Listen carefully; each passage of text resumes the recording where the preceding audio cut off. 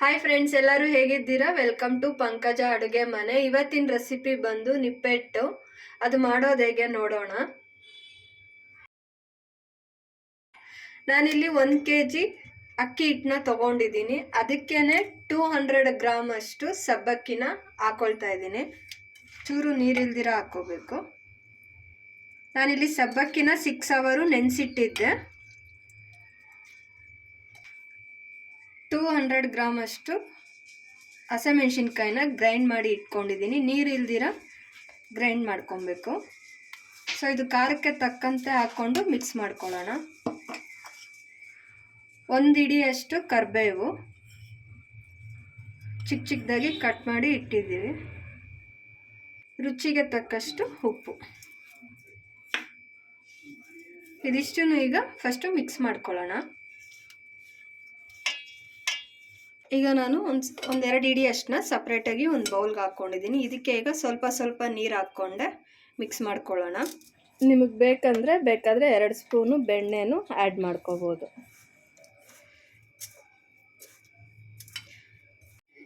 ಈಗ ಇದು ಮಿಕ್ಸ್ ಮಾಡ್ಕೊಂಡು ರೆಡಿಯಾಗಿದೆ. ಗೋಧಿ ಹಿಟ್ಟಿನ ಹದ ಇರಬೇಕು. ತುಂಬ ಗಟ್ಟಿನೂ ಅಲ್ಲ, ತುಂಬ ಮೆದುನೂ ಅಲ್ಲ. ಈಗ ಇದನ್ನು ಈ ರೀತಿ ರೌಂಡಾಗಿ ಮಾಡ್ಕೊಳ್ಳೋಣ. ತುಂಬ ಪ್ರೆಷರ್ ಹಾಕಿ ರೌಂಡ್ ಮಾಡಬೇಕಂತಿಲ್ಲ, ಜಸ್ಟ್ ರೌಂಡಾಗಿ ಮಾಡಿಕೊಂಡು ಎಲ್ಲನೂ ರೆಡಿ ಮಾಡ್ಕೊಳ್ಳೋಣ. ರೌಂಡ್ ಮಾಡಿ ರೆಡಿಯಾಗಿ ಇಟ್ಕೊಂಡಿದ್ವಿ. ಈಗ ಒಂದು ಥಿಕ್ನೆಸ್ ಕವರ್ಗೆ ಆಯಿಲ್ ಹಾಕಿ ಅದನ್ನು ನೀಟಾಗಿ ಜೋಡಿಸ್ಕೊಂಡಿದ್ದೀನಿ. ಅದ್ರ ಮೇಲೇ ಇನ್ನೊಂದು ಲೇಯರ್ ಕವರ್ನ ಹಾಕಿ, ನೀವು ಬೇಕಾದರೆ ಕೈಯಲ್ಲೂ ಮಾಡ್ಕೋಬೋದು. ನಾನು ಬೌಲಲ್ಲಿ ಮಾಡ್ತೀನಿ, ಯಾಕಂದರೆ ಈಸಿ ಆಗುತ್ತೆ ಅಂತ.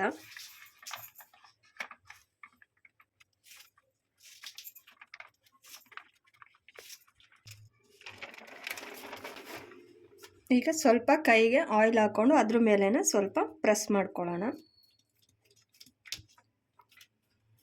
ನಿಮಗೆ ಥಿಕ್ನೆಸ್ಸು ದಪ್ಪ ಬೇಕಾ ತೆಳು ಬೇಕಾ ಅಂತ ಬೇಕಾದರೂ ನೀವು ಮಾಡ್ಕೋಬೋದು. ನಾನಿಲ್ಲಿ ತೆಳುವಾಗಿ ಮಾಡ್ಕೋತಾ ಇದ್ದೀನಿ.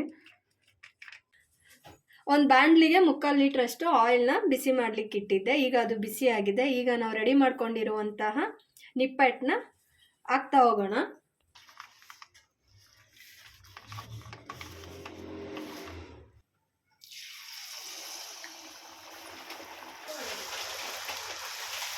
ಇಲ್ಲ, ಹೈಯಲ್ಲೇ ಇರಬೇಕು.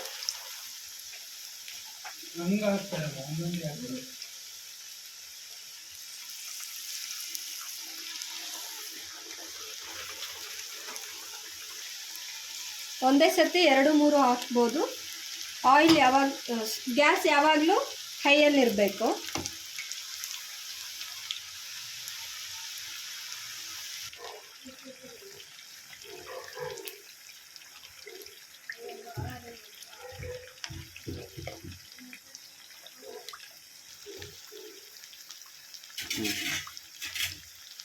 ಈಗ ಟರ್ನ್ ಮಾಡ್ಕೊಳ್ಳೋಣ.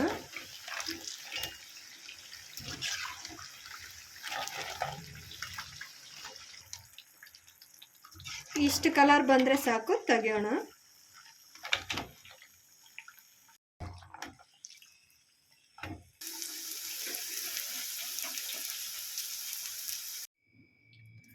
ಮನೆಯಲ್ಲೇ ಟೇಸ್ಟಿಯಾದ ನಿಪ್ಪಟ್ಟು ರೆಡಿಯಾಗಿದೆ. ನೀವು ಮನೇಲಿ ಮಾಡಿ ನೋಡಿ ಹೇಗಿದೆ ಅಂತ ಕಮೆಂಟ್ಸ್ ಮಾಡಿ. Thank you for watching the video.